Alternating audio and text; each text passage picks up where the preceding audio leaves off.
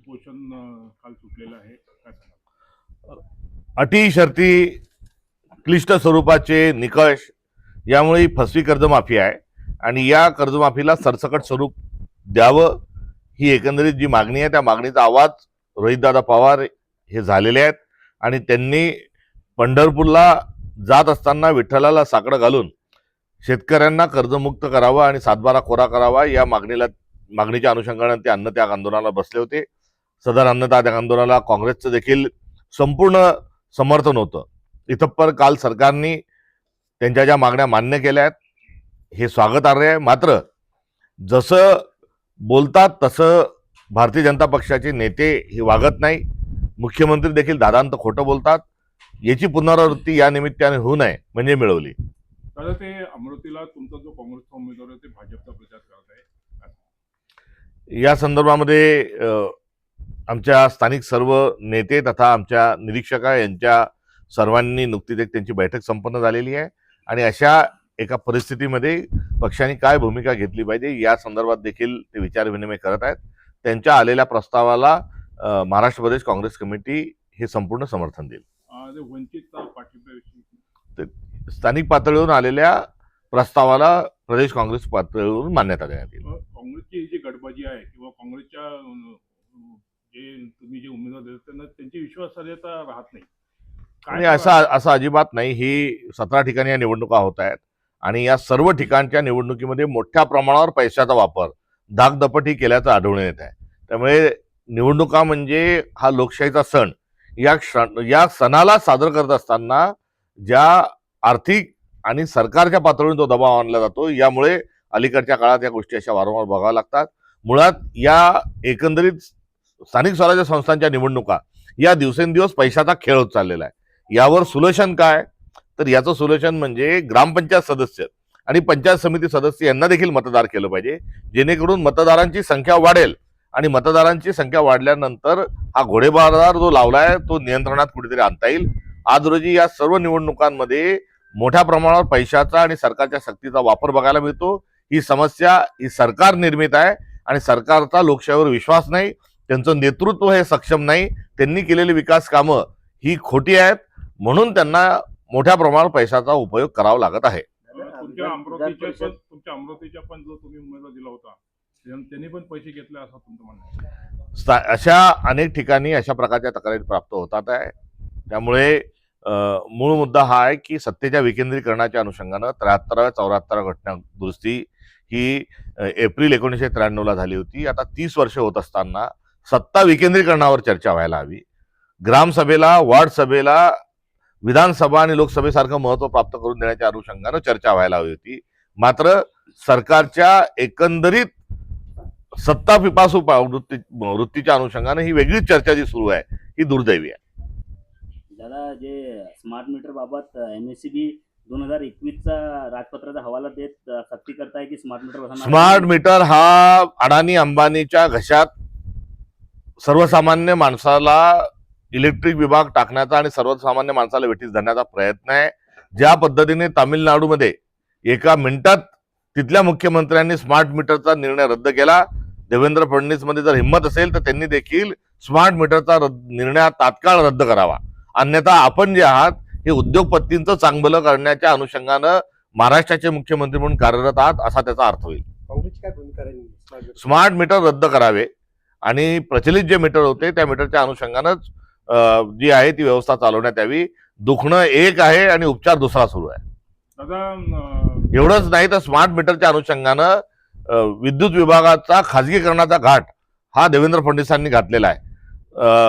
ज्या शेअर बाजारमध्ये जो GPO MPO जो काही असतो शेअर मार्केटमध्ये आता MSCB ला घेऊन जाण्याचा प्रयत्न हे सरकार करत आहे. याचा अर्थ स्पष्ट आहे. स्मार्ट मीटर खाजगीकरण आणि खाजगीकरणाच्या निमित्तानं त्यांच्या लाडक्या उद्योगपतींना पूर्ण विद्युत वितरणाचा आणि जनरेशनचा ठेका देणे. आपले जे राहुल बोंद्रे त्यांच्यावर 3 वेगवेगळे गुन्हे दाखल झाले आहे फसवणुकीचे, डॉक्युमेंट बोगस लावले असं म्हणताय, आरोप करताय. जे डॉक्युमेंट बोगस सांगतात आहे त्याच महिलेनी ॲफिडेव्हिट देऊन थेट जिल्हाधिकाऱ्यांची भेट घेतलेली आहे. त्यामुळे हे जुनं प्रकरण आहे. वारंवार कुठेतरी राहुल बोंद्रेंना अडकवण्याचा हा प्रयत्न होत आहे. मात्र राहुल बोंद्रे यांचं संपूर्ण कारकीर्द आणि एकंदरीत अनुराधा परिवार हा जुना आहे, नियमाला धरून चालणार आहे. त्यांना खोटे दस्तावेज दाखल करून बांधकाम करण्याची काय परवानगी? ते टॅक्स भरायला तयार आहे, ते ग्रामपंचायतची प्रत्येक परवानगी घेतात. त्यामुळे कुठेही काही मोठं काही सापडत नाही, छोटंही काही सापडत नाही. तर आता दादांत खोटे प्रकरण जे आहेत ते पुढे करून आमच्या काँग्रेस नेत्याला वेठीस धरण्याचा हा प्रयत्न आहे. मात्र सत्यचा विजय हा शेवटी सुनिश्चित असतो.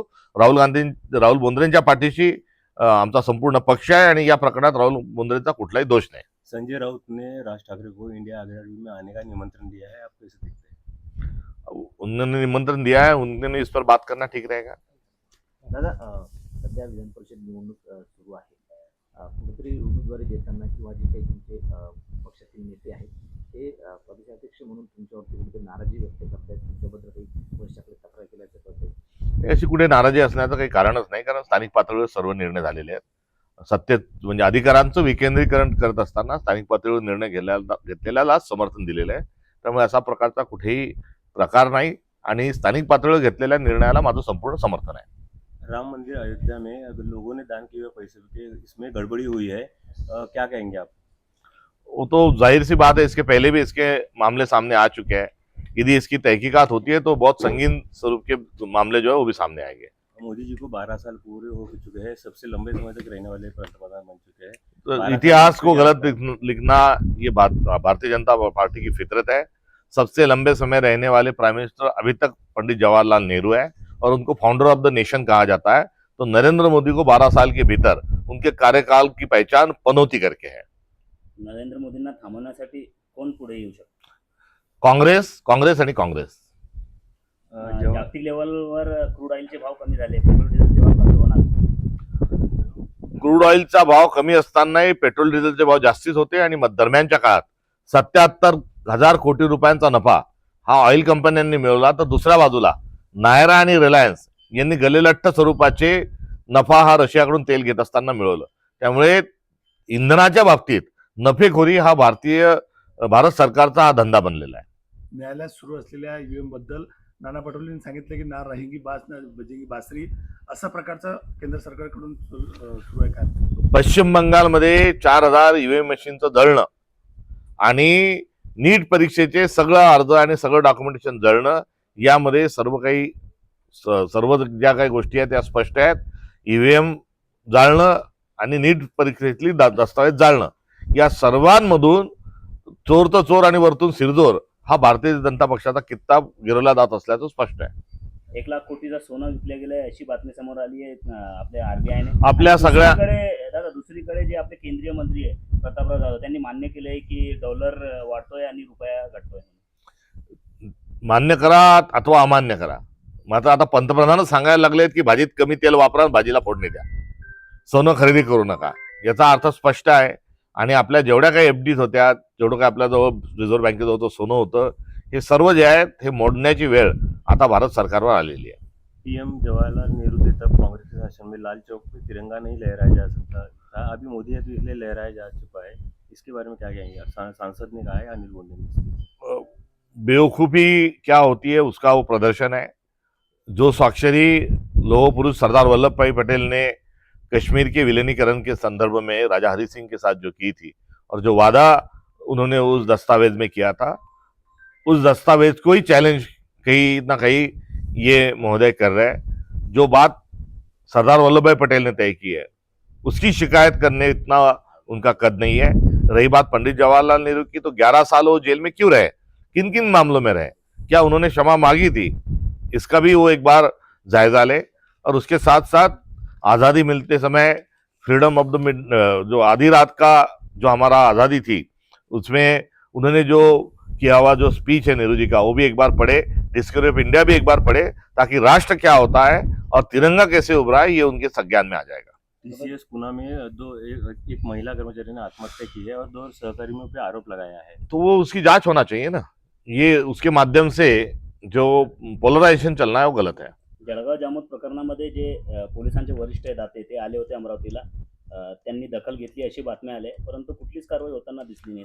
दाते येण्याच्या आधीच कारवाई झाली, मात्र ते येऊन गेल्यानंतर कुठल्याही प्रकारची कारवाई झाली नाही.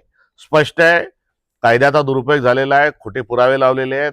या तपास अधिकाऱ्यांपासून तर अतिरिक्त पोलीस अधीक्षक जे आहेत लोढा यांच्यापर्यंत प्रकरण मध्ये खोटे पुरावे जोडण्याच्या अनुषंगानं आणि अॅट्रॉसिटीच्या अनुषंगानं यांच्यावर गुन्हे दाखल झाले पाहिजे. आम्ही अन्यथा आंदोलनाची जी भूमिका घेतली त्याच्यावर आम्ही ठाम आहोत. अधिवेशनामध्ये हा मुद्दा उपस्थित करणार.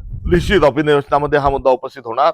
मात्र या महाराष्ट्राचे गृहमंत्री जे आहेत हे दादा कोंडके स्वरूपामध्ये काम करतात आहेत, हे पांडू हवालदार स्वरूपामध्ये काम करतात आहे. त्यामुळे त्याचं उत्तर ते कसे देतील याकडे लक्ष लागले. दादा, जे आपले पालकमंत्री आहेत ते फक्त ध्वजारोहणासाठी येतात, डीपीसी झाली नाही आणि आता अशी माहिती आहे की ऑनलाईन डीपीसी होणार आहे 22 तारखेला. कारण ऐकावं ते नवलच.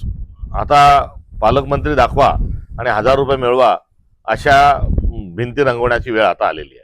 इतिहासात पहिल्यांदाच बुलढाणा जिल्ह्याला 2 पालकमंत्री मिळाले आहेत. एक पालकमंत्री आणि दुसरा सहपालकमंत्री, दोघंही जिल्ह्यात येत नाही. 1.5 पालकमंत्र्यांचा 1.5 दमलीचा कारभार हा राज्य सरकारचा बुलढाणा जिल्ह्यात सुरू आहे. दादा, काँग्रेसमध्ये राष्ट्रवादी विलिनीकरणाच्या चर्चा सुरू आहेत. या सगळ्या चर्चेचा एकच कारण आहे की भारतामध्ये आता भारतीय जनता पक्षाच्या जुलमी आणि हुकुमशाही कारकिर्दीला फक्त आणि फक्त काँग्रेसच लढत देऊ शकतो. त्यामुळे काँग्रेस हाच भारतीय जनता पक्षाला खाली खेचण्याकरता आणि लढण्याकरता सक्षम असा पर्याय उरलेला आहे. आणि राहुल गांधी हेच या देशातला आशेचा किरण आहे आणि या अनुषंगानं या मित्रपक्षांच्या विलिनीकरणाची चर्चा देशभरात सुरू आहे. अधिकृत सांगा की असं काही प्रस्ताव दिला गेला आहे का राष्ट्रवादीला? नाही, या संदर्भात अधिकृत बोलण्यात दिला आहे का मिळाला आहे या दोन्ही सांगणं हे चुकीचं ठरेल. या सगळ्या स्थानिक स्वराज्य संस्थांच्या निवडणुकीत आम्ही जे उभं ठाकलो आहोत ते भारतीय जनता पक्षाची जी हुकुमशाही आहे, दंडेलशाही आहे, तिला थांबवण्याकरता रोखलेलं. ते या निमित्तानं आम्हाला सर्वांनी, लोकशाही प्रेमी सर्वांनी मतदान करावं. शेकाप असेल, महाविकास आघाडीचं तर आव्हान आहेच आहेत, इतप्पर काही अपक्ष जे आहेत किंवा सत्तेमधले जे लोक आहेत ज्यांना आता भ्रमनिरस झाला आहेत त्यांनी देखील कुठेतरी निषेध म्हणून आता विरोधामध्ये महाविकास आघाडीला, काँग्रेसला मतदान केलं पाहिजे. थेट ज्या सर्व स्तरावरील जे अपक्ष आहेत त्या अपक्षांसोबत जे काही क्षेत्रीय पक्ष आहेत किंवा छोटे पक्ष आहेत त्यांनी करावं. इम्तियाज जलील यांनी देखील या संदर्भामध्ये कुठेतरी आपली भूमिका स्पष्ट करत असताना काँग्रेसच्या आणि महाविकास आघाडीच्या उमेदवारांना मदत करावी. शेतकरी कर्जमुक्तीच्या विरोधामध्ये कुठेतरी राष्ट्रवादी रस्त्यावर आहे, त्यांनी उपोषण केलं आहे. रविकांत तुपकर यांचंही आता अन्नत्याग सुरू होत आहे. काँग्रेसची अशी काही प्रखर भूमिका काही दिसत नाही. आपल्या या आंदोलनामध्ये काँग्रेसचा पाठिंबा होता, सहभागी होता. मी देखील आज आंदोलनामध्ये सहभागी होण्याकरता आजपासून मी देखील उपोषणाला, अन्नत्यागाला त्यांच्यासोबत बसणार होतो. त्यामुळे एवढंच नाही तर रोहित पवारांनी मागच्या संपूर्ण महिनाभरामध्ये केलेल्या आंदोलनामध्ये त्यांच्या खांद्याला खांदा लावून काँग्रेस पक्ष उभा असल्याचं देखील आपण सर्वांनी बघितलंय.